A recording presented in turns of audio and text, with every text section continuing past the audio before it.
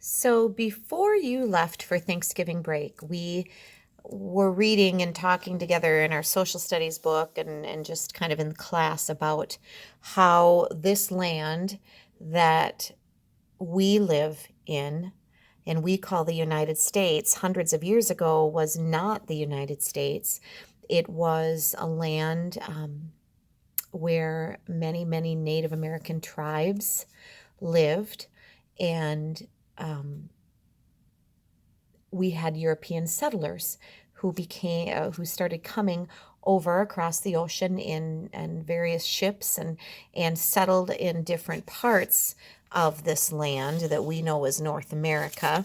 We talked about the Spanish settlements and why we have so many Spanish speaking people down in South America now, and we talked about the French coming over and settling in the land that we now call Canada, and how they came to St. Louis and named that city after their French king, Louis, and how we still have a city named St. Louis today, or St. Louis, Missouri.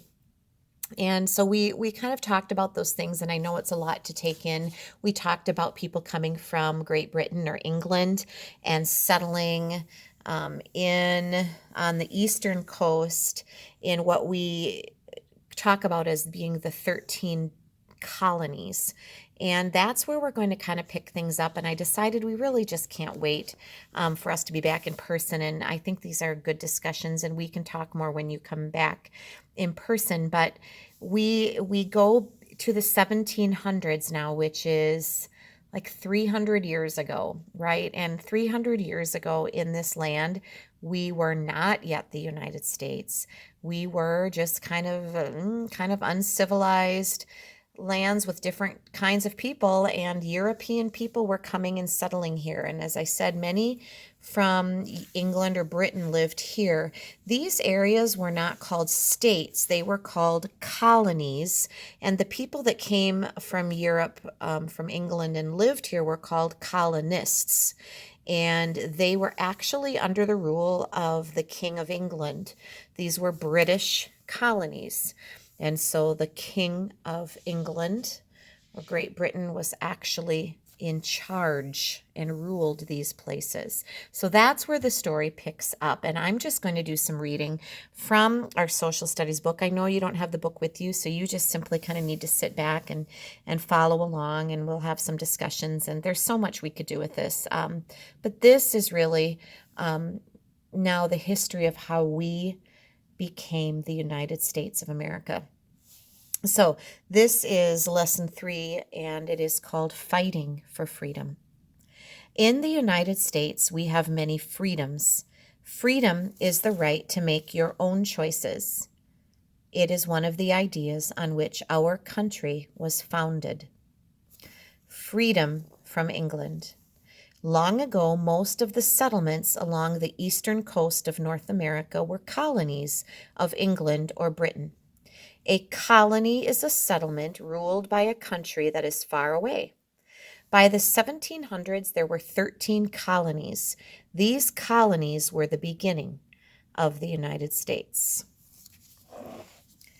The colonists were people living in the colonies. For a long time, they did not mind being ruled by Britain. Then Britain's lawmakers began passing new laws. The colonists felt the laws were unfair. The colonists were also angry that they had no part in making the laws. Many of the laws included new taxes on goods from Britain, such as sugar and tea. A tax is money that people pay to the government. In 1773, some colonists dumped tea into Boston Harbor. This is known as the Boston Tea Party. The colonists said they would rather throw away tea than pay taxes on it. Fighting broke out between colonists and soldiers who had been sent from Britain. This fighting was the beginning of the American Revolution or Revolutionary War. In a revolution, people fight for a change in government. So I'm going to kind of move down here. This is a painting that shows what it may have looked like the night of the Boston Tea Party. So Boston is a city that still exists today. It is on the ocean in the state of Massachusetts. And let me see if I kind of take you up here. Oh, they don't even actually have Massachusetts labeled here, but on the East Coast, like I said, part of Massachusetts, there's Massachusetts. So Boston would have been here on the coast, and it's a very, very old city with a lot of American history, early American history. Anyway, there were a group of American colonists there who decided that they were fed up with having to pay money or pay taxes for things like sugar and tea, but they didn't ever get a vote on laws and things. And so one night, they snuck out to the ships, one of the ships perhaps, I don't know if it was more than one, and they were angry, so they dumped 342 crates, like boxes, wooden boxes of tea into the Boston Tea Party. So they actually weren't having a tea party where they were sitting around drinking the tea. They were causing a ruckus, but they were making a statement that said, we have had enough. They were fed up. They were fed up with the taxes that they had to pay. And this was kind of an outward way to say, we're going to dump your tea into the ocean. We're sick of paying your taxes. And so that is what they did. And I believe some of them even dressed to look like natives. So in this painting, I wish you had your own book in front of you, but you'll see some of them look like Native Americans, but they were actually costumed. I don't believe natives were actually a part of this. I believe it was the British colonists, or were the British colonists that did this. And so you can see these people are angry. You see them in the early American dress. The men would wear these like tricorn hats on their heads and kind of fancy lace shirts and jackets and vests and tall stockings that would go up to their knee, and their pants would come out. That was just kind of the way the early American men dressed. That's what they looked like. So we'll talk more about this, but the Boston Tea Party is a very famous event in history, took place in 1773, and was one of the things that brought about the start of the Revolutionary War.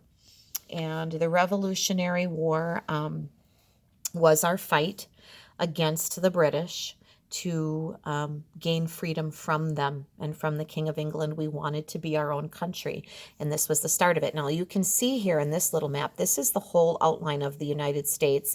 It doesn't have Hawaii or Alaska, of course, because they're detached, but, there's Wisconsin. But back in the time of when we had the 13 colonies, Wisconsin was not a state. Wisconsin didn't become a state that was part of an official state in the United States until 1848. So we were 75 years or so before Wisconsin became a state. This was the chunk of land that the colonists were fighting for. And so they went to war with the King of England. And of course, he had a very fancy army, and there was a British army. There were troops here in this land. And the American colonists that decided to be a part of the revolution, they were not trained soldiers. They were people, though, that knew the woods. They knew the land that they lived on. They'd been living there for a long time. They had their plantations, their farms, their homes were there. And so when it came to fighting against the British, the American colonists weren't fancy. They didn't have fancy matching uniforms like the British redcoats did that knew how to march just so, and up and down the streets and down the roads with their drummers and things. But they knew the land. They knew hiding places. They knew the back roads. And that actually ended up being a huge advantage to the American colonists. Many young men, young boys, or older boys, teenagers, joined the fight and the revolution. And some families lost most of the men. At that time, hundreds of years ago, women and girls were not soldiers. They stayed home. And so it would be the men and young men that would take up arms or take up guns, right, and fight. So 300 and some years ago, we fought with guns, and old guns, long guns, and we didn't have bombs. We did have, I believe, cannons. There were cannons, but we didn't have airplanes that could drop bombs and things. We didn't have army tanks. There weren't any of those machines that use engines. So it was troops marching and fighting, hand-to-hand combat. So as we go on, 3 years after the Boston Tea Party in the year 1776, which is a huge year in the history of America. Let me see if I can get this book tilted a little bit here. In the history of this country, a declaration is made, a very important one. In 1776, John Adams, Benjamin Franklin, Thomas Jefferson, and other leaders of the colonies met in Philadelphia, Pennsylvania. They wrote a statement listing reasons the colonists wanted independence. Now, wanting independence is you want freedom. So independence is freedom from another country's control. The American colonists did not want to be under the control of King George from England. The statement is called the Declaration of Independence. It says that all people have the right to life, liberty, and the pursuit of happiness. Liberty means freedom. On July 4th, sound familiar? The 4th of July? On July 4th, 1776, the leaders voted to accept the Declaration of Independence. The Declaration said the colonies no longer belonged to Britain. They were now states in a new country, the United States of America. However, it wasn't quite that simple. So even though this document was written and signed, the British weren't happy about it, and they didn't give in that easily, which is why we ended up having a war until the British finally surrender, which we're going to learn about. So there is an actual document, the Declaration of Independence. This document, does it say here, is on display in Washington, D.C. This is one of the documents that I believe I saw in the Library of Congress building. Oh, I'm trying to remember now. I was just there 2 summers ago, and we got to go in a building and see some very, very old documents. You couldn't even take pictures of them. They're behind glass. The original document that these men signed, very faded from many years of just time passing and that ink fading. The largest signature on the Declaration of Independence is by a man. Oh, my camera doesn't want to be focused here. You can see the biggest one where that black line is pointing to a man's name, John Hancock. His signature stood out, and because it was so visible with all of these signatures, if someone ever tells you to put your John Hancock on something, that means they want your signature, your name, because his signature became very famous because it was so large.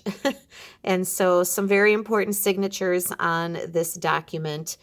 Thomas Jefferson, you may have heard his name. He actually wrote it.